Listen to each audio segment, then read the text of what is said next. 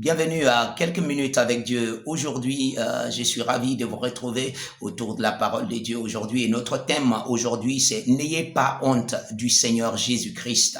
N'ayez pas honte du Seigneur Jésus-Christ. Vous savez, dans l'évangile de Saint Matthieu, le chapitre 10 à partir du verset 32 jusqu'à 33, le Seigneur a dit « Quiconque me confessera devant les hommes, il dit quiconque me confessera, quiconque n'aura pas honte de moi, quiconque parlera de moi devant les hommes, il a dit devant les hommes, quiconque me confessera. Vous savez, nous confessons quoi? La seigneurie de Jésus. Nous disons qu'il est le Seigneur, nous disons qu'il est le Dieu de l'éternité, nous disons qu'il est le sauveur de l'humanité. Et alors, quiconque me confessera devant les hommes, Jésus nous dit que lui-même devant le Père confessera à cette personne.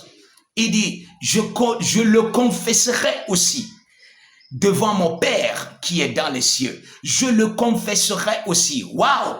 Imaginez que le Dieu de l'univers était en train de confesser qui vous êtes.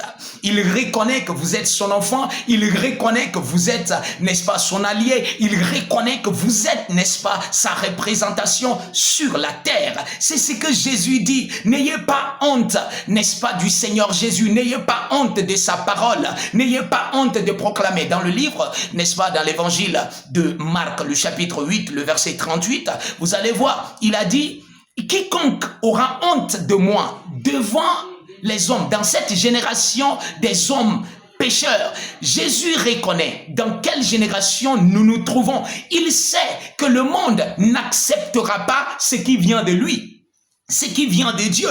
Et il dit, quiconque n'aura pas honte de moi. Gloire à Dieu. Vous êtes un enfant de Dieu, vous êtes chrétien, vous avez l'esprit de Dieu, vous devez savoir qui vous êtes. Vous devez savoir qui est votre boss, qui est votre maître, qui est votre Seigneur et le confesser partout où vous allez. Partout. Vous savez, il y a beaucoup aujourd'hui, même des chrétiens qui, à cause peut-être d'une place, à cause peut-être d'un poste, à cause, ils renient le Seigneur Jésus-Christ. C'est tellement dangereux.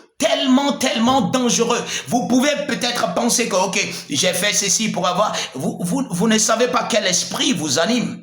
Ça, c'est un esprit diabolique qui vous anime. Il vous fait savoir que non, un petit mensonge n'écoute rien du tout, n'écoute rien du tout. Il vous fait savoir que non, tu dis ceci seulement, mais tu es toujours chrétien, tu vas à l'église, tu confesses Jésus-Christ. Écoutez, la vie que Christ nous a donnée, c'est une vie de perfection, de sainteté, c'est une vie de justice. Il n'y a pas, la Bible dit, y a-t-il une part avec la lumière et les ténèbres? Non. Vous devez le savoir, vous êtes un enfant de lumière, vous appartenez à Christ. Et ça, c'est, oh gloire à Dieu, appartenir à Christ, mais c'est un grand privilège. Vous n'avez pas à avoir honte du Seigneur Jésus. Il a dit quoi dans la suite de ce verset? Il dit, moi aussi, j'aurai honte de cette personne devant mon Père. Il dit devant ses saints anges. Oh, gloire à Dieu. Il dit, quand je reviendrai dans toute ma gloire, alors cette personne, j'aurai honte de cette personne. Vous appartenez à Christ. Vous devez l'être. Vous devez le montrer. Vous devez le confesser. Vous avez la vie éternelle. C'est une vie différente. Vous êtes un enfant de Dieu. Et les gens doivent savoir, vous devez manifester Christ, confesser Christ. Les gens doivent voir Christ en vous. Les gens doivent savoir qui est-ce que qui est votre maître? C'est lui que vous servez.